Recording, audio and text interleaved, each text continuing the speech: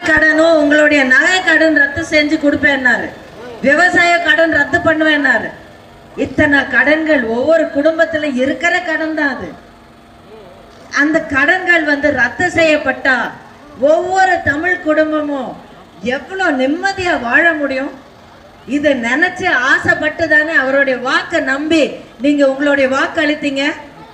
அத்தனையும் பொய் அப்படிங்கறத அவருடைய அலட்சியத்தால, அவர் செயல்பாட்டு கொண்டு வராததால, ஏமாற்றி விட்டதால இது பொய்ங்கிறது அவரே நிரூபிச்சிருக்காரு. யாரு? ஸ்டாலின் அவர்கள். அவர் சொன்ன வாக்குறுதியே பொய் அப்படிங்கிறது அவர்களுடைய செயல்களால நிரூபிச்சிட்டார்.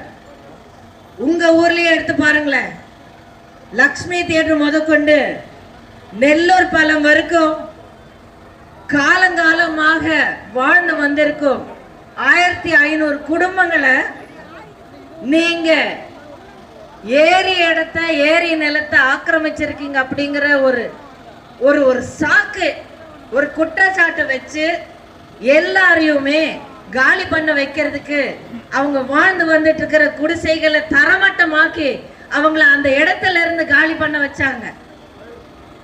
இந்த நேரத்துல நான் உங்களுக்கு ஒரு வார்த்தை சொல்ல விரும்புறேன்.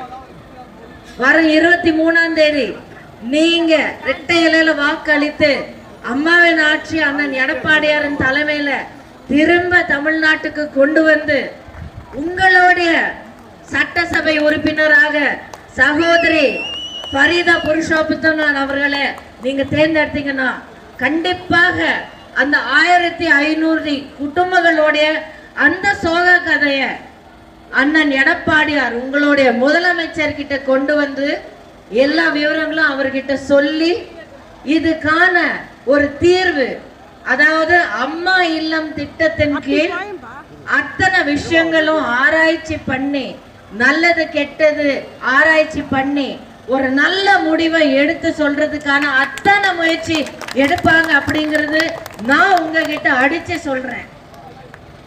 இதே போல நீங்க படுற ஒவ்வொரு கஷ்டமும், அதாவது கடந்த 5 வருஷத்துல எல்லா கஷ்டமும் இந்த பெண்களுக்கான உரிமை தொகையை கொடுக்காததுல ஆரம்பிச்சு, பால் விலை ஏறி போனதுல ஆரம்பிச்சு, எல்லாம் வீட்டுக்கு தேவையான பொருட்கள், சமையக்கட்டுக்கு தேவையான அத்தனை பொருட்களுடைய விலைவாசி ஏறி போனதுல, மின் கட்டணம் ஏறி போனதும், வீட்டு சொத்து வரிகள் கிட்டத்தட்ட 300% வரைக்கும் ஏறி போனதும், இந்த மாதிரி விலைவாசி ஆகாய அளவுக்கு